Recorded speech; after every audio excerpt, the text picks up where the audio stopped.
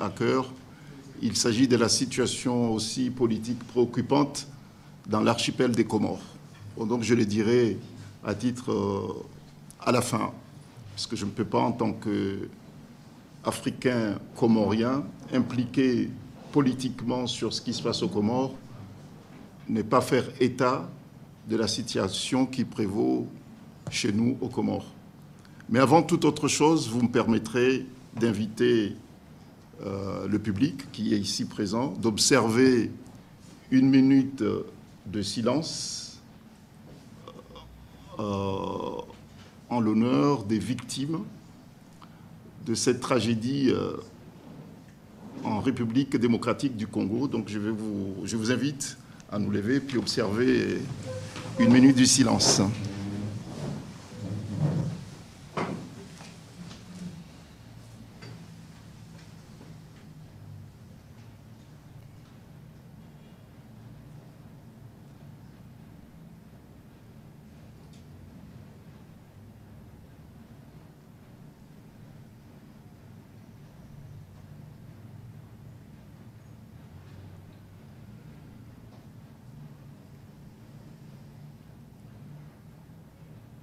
Merci.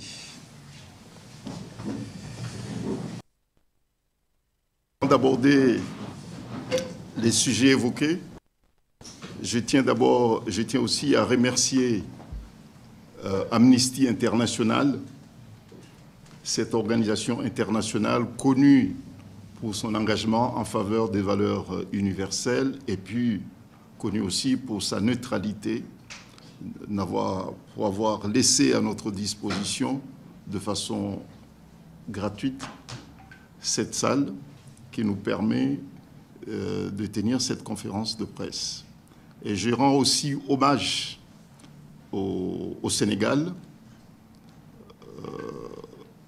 pour cette occasion, puisque le Sénégal devient heureusement un carrefour des combats, un carrefour aussi d'espérance. Et puis le Sénégal est devenu un territoire africain où, heureusement, les Africains trouvent l'environnement propice et favorable pour l'expression de certaines idées favorables à l'Afrique. Venir ici aujourd'hui,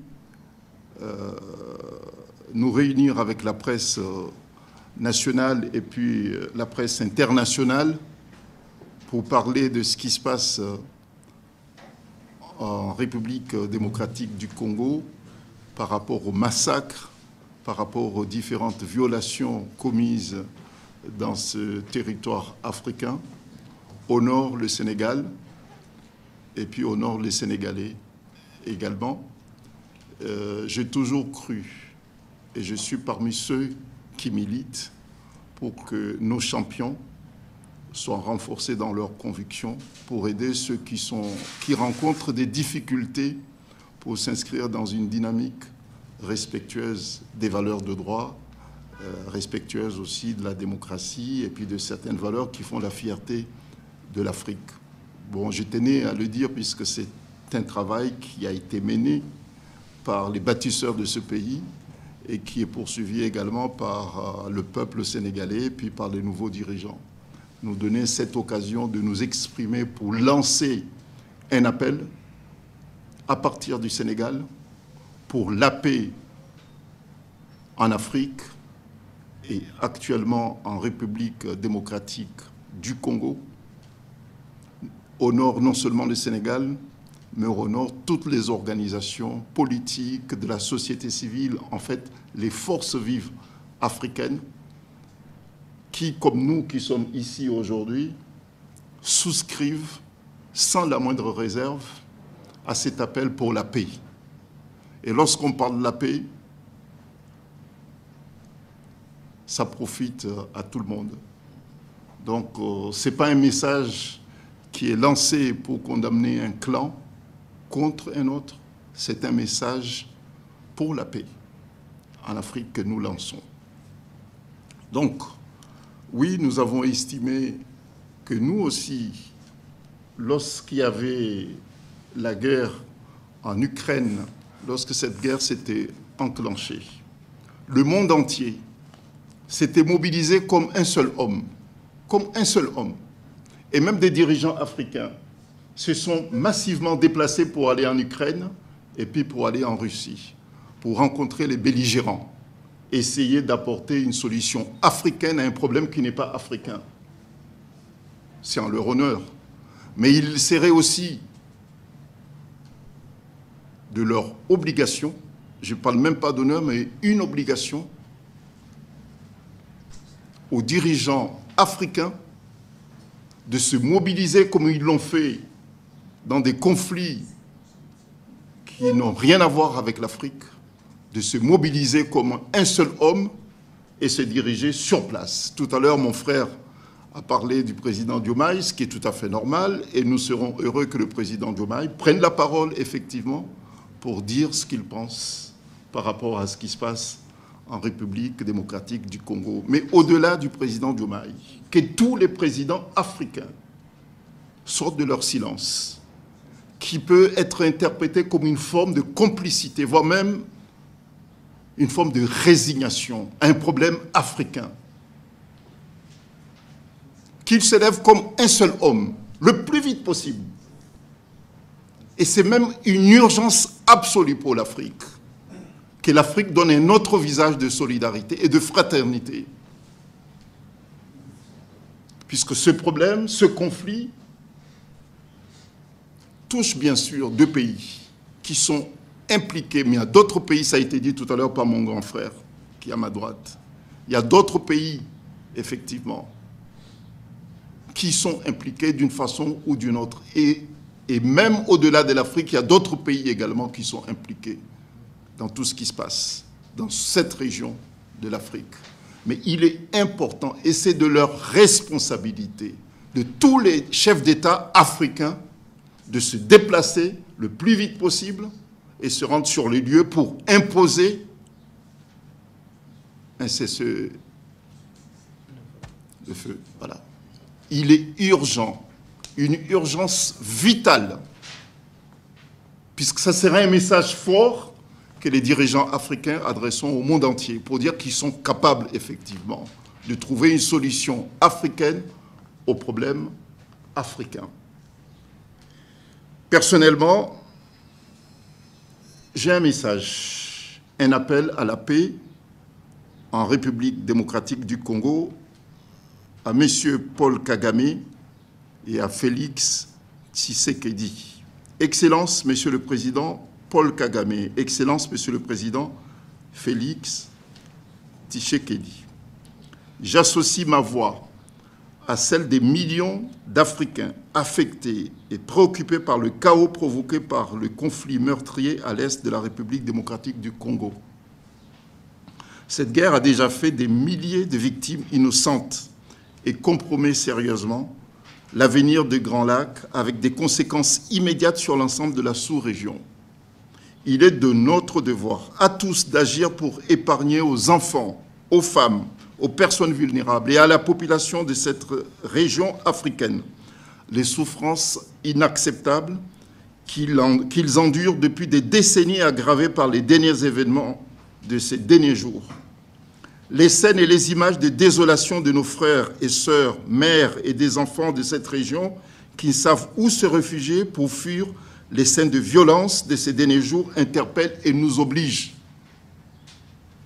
C'est parce qu'aucun Africain ne peut trouver de prétexte pour se soustraire de sa responsabilité devant l'histoire et apporter sa contribution pour la paix dans la région des Grands Lacs que je vous exhorte, Excellence Paul Kagame, président du Rwanda, président Félix Tshisekedi de la RDC, à prendre ensemble vos responsabilités historiques pour la République démocratique du Congo et du Rwanda. Il ne peut y avoir ni vainqueur ni vaincu dans un conflit où les seuls la solution ne viendra ni des armes ni des discours belliqueux, mais d'une volonté commune soutenue par tous les Africains de mettre fin aux hostilités, de réconciliation pour l'avenir de vos pays et de l'Afrique. Aucun avenir pour nos terres être envisagé et bâti dans un environnement marqué par la guerre. L'Afrique a besoin de vous, de ses dirigeants, de ses forces vives, de leur engagement pour la paix et pour la fin de la guerre. L'heure est venue d'écrire une nouvelle page, celle de l'unité, du respect mutuel et de la coopération pour le développement de notre continent. Il est du devoir de chaque Africain, de tous les Africains et de toutes les organisations africaines de s'engager pour le retour de la paix en Afrique et dans le solennellement à initier. Je vous appelle solennellement à initier direct pour instaurer un cessez-le-feu et bâtir ensemble un avenir stable. L'histoire retiendra ceux qui auront œuvré pour la paix et jugera le choix fait aujourd'hui. Soyez ces hommes d'État dont l'Afrique a besoin en acceptant une médiation africaine. Dakar, le 29 janvier 2025. Merci. Bon, donc c'est le message à la paix que j'ai tenu modestement en tant qu'Africain, engagé et préoccupé par ce qui se passe dans cette région d'Afrique, tenais à adresser aux deux chefs d'État concernés, mais en réalité, ce message s'adresse à ceux qui ont le destin de l'Afrique entre leurs mains. Ceux qui décident pour notre avenir ont une responsabilité colossale. Mais comme nous sommes aussi des forces vives et que nous pensons à juste titre aussi incarner les préoccupations des peuples d'Afrique, nous ne laisserons personne, qu'il soit dirigeant, chef d'État, nous ne laisserons personne tranquille entraîner une guerre et des morts, et notamment des victimes innocentes. Nous allons nous mobiliser à l'ouest de l'Afrique, au nord, à l'est, au sud, au centre. Nous assumerons nos responsabilités. Nous ne pourrons pas, quels que soient les motifs, et notamment les motifs complètement futiles, laisser l'Afrique sombrer parce qu'il y a des gens qui sont préoccupés par des intérêts qui n'ont rien à voir avec ceux de notre continent. C'est de notre responsabilité et nous l'assumerons. Et ils ne laissent pas l'Afrique tranquille, nous ne les laisserons pas tranquilles non plus. C'est de notre devoir. C'est le devoir de toutes les organisations, celles qui sont là et celles qui ont déjà donné leur accord pour aller vers ce processus de réconciliation. Il y a des initiatives qui seront prises, puisque nous allons prendre des initiatives qui sont en cours d'examen, qui sont en cours d'homologation, mais nous prendrons des initiatives pour contribuer aussi à notre niveau à l'émergence, ici chez nous en Afrique, d'un espace de paix et puis un espace de fraternité. Ça ne doit pas être des mots vains lancés comme ça, non. La paix doit être une réalité en Afrique. Et ce qui se passe au Congo aujourd'hui, c'est ce qui se passe en Ukraine. Je ne vois pas pourquoi la guerre qui se passe en Ukraine mobilise autant l'attention internationale, mobilise autant les moyens internationaux, et ce qui se passe en Est du Congo est considéré comme étant un conflit africain. Alors que ce n'est pas un conflit africain, c'est un conflit qui implique à la fois des États africains, mais aussi des États européens, des Occidentaux également. Bon, donc, nous allons mobiliser toutes les organisations et les instances habilitées, spécialisées, qui sont habilitées à porter, à contribuer à la recherche d'une solution durable. Mais nous ne pourrons pas non plus nous taire sur ce qui nous semble, sur ce qui pose quand même des questions. Ce qui se passe au Congo en ce moment n'est pas le fruit du hasard. Ça fait déjà des décennies que ce conflit est enclenché. Il y a des rapports qui sont établis, qui indiquent que ce qui se passe en ce moment est tout sauf le fruit du hasard. Tout le monde savait. Et les organisations internationales spécialisées et les institutions internationales le savaient également. Et ces organisations sont implantées dans les zones à conflit. La question que tout le monde se pose aujourd'hui, et à juste titre, de savoir pourquoi ils ont laissé faire. C'est ça la question. Pourquoi ils ont laissé faire?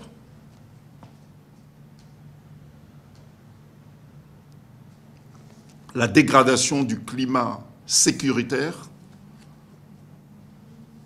n'est pas tombée par hasard.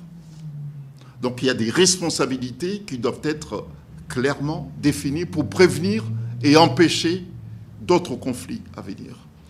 Et la responsabilité des organisations continentales, moi je parle panafricaine, l'Union africaine également, doit être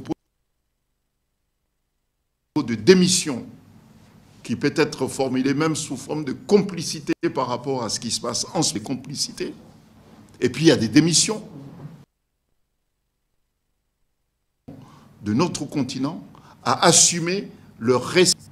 Ce sont des faits précis, ce sont des crimes qui sont prévus, punis par la charte de l'Union africaine. Je ne parle même pas de la charte de l'Union des Nations Unies, mais je parle des chartes des différentes organisations sous-régionales et puis continentales, panafricaines.